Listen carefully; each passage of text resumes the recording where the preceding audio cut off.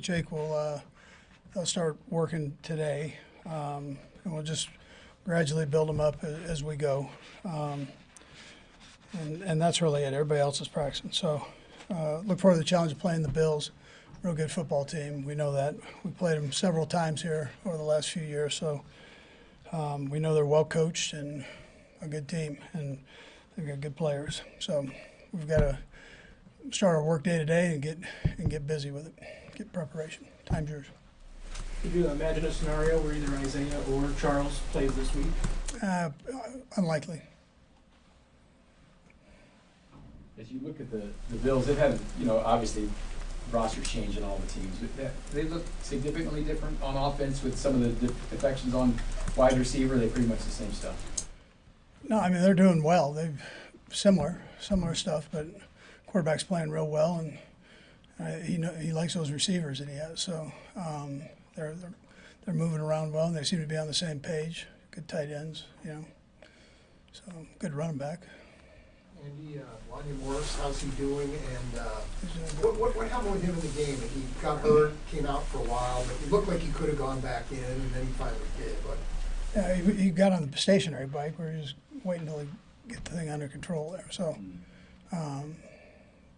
he tweaks it every now and then, and that's what happens. So he comes out, and then he's able to go back in. Coach, what's your optimism level on a return for wide receiver Juju Smith-Schuster? There's a good chance he's back. We'll see as we go through practice, but if it's up to him, he's back. Yeah. Andy, Josh Allen's been more efficient this year, less turnovers. How has he been able to do that based on what you've seen on tape? He's doing a great job with the ball. He's using everybody, and he's not forcing anything in there, obviously. So I think he's doing great with his decision making. Andy, every position has a rookie learning curve. With left tackle, what is the difficulty of coming right into the NFL and being prepared? Yeah, well, you've got good players on the other side that play against that left tackle, and when you're young, there's going to be a couple of hiccups in there. You just got to bear with it as they grow. Before one you got hurt, he was doing a nice job out there, but that thing, you had the bone bruise before, and then he tweaks it every once in a while. So it takes a minute to calm down, then he comes back in. But every week he's gotten a little bit better that he's been starting. So that's a positive going forward here.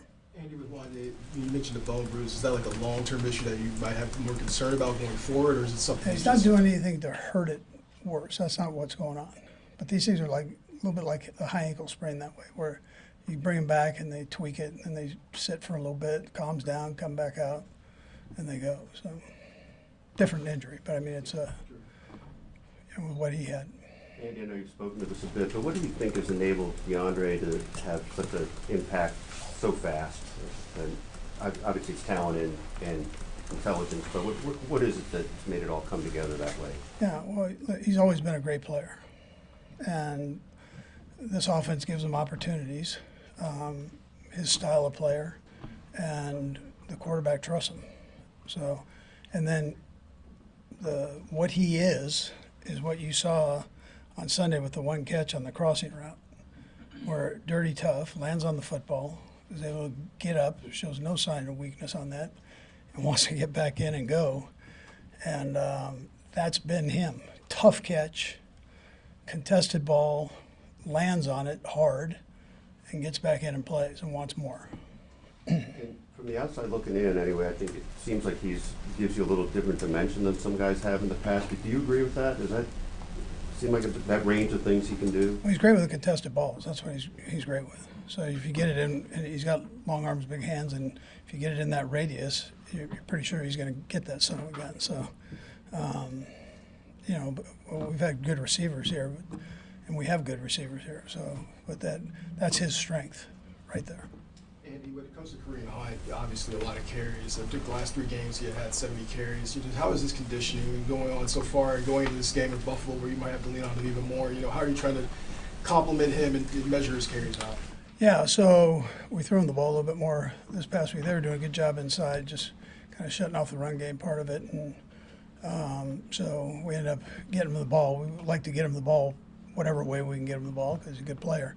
He's doing well for just coming off the couch. I mean, he's like second in the league for the number of games he's played on carries and yards. So I mean, he's doing a heck of a job, and he wants more. So he's not asking to come out now.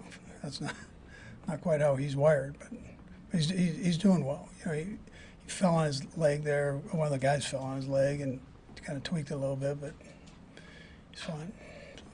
Coach, Xavier started out the season pretty fast, made a little bit of an impact. He's kind of tapered off a little bit.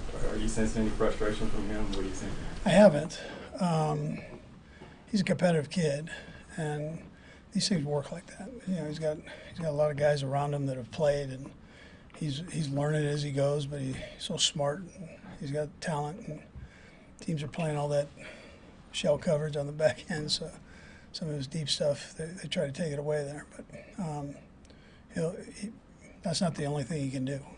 So it's just a matter of getting him. There's going to be a game here somewhere where he gets a lot of catches, and we all kind of go, all right. You know, that's how those things work. We'll go across the room. Go ahead, Matt. Coach Leo wins AFC Special Teams Player of the Week, not a big surprise.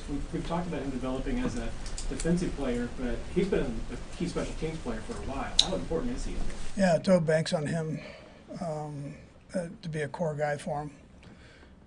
Spags banks on him to be a guy for him that he can move around and do different things, from spying a quarterback to being a very good pass rusher to being able to set an edge in the run game. So he's a valuable guy. He doesn't say much, but does a lot. So we all depend on him. Dave? Sean McDermott talked this morning about how he likes seeing you on TV with your commercials because that's the personality he got to know over 12 years with you. What was Sean like working with him, his personality? Did we see what he's like when he's at a podium or on the sideline, or are you something else? Yeah, I haven't watched his press conference, but he's got a great personality. You know, fellow redhead, man.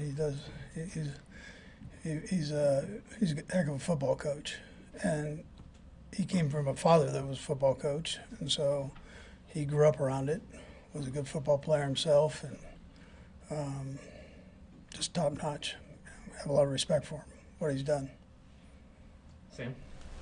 Andy, you mentioned the Xavier Worthy, but what did you see on the way he was able to create separation on that deep pass? Was there anything more than the miss than just in his throw? Yeah, no, that was it. He did a great job on that one, of getting behind the guy, and that's a good corner too. So he gave him a little hezzy move and took it from there. So did a nice job with it, and somewhere we'll get all that worked out. You know, it'll happen. We just gotta keep rolling.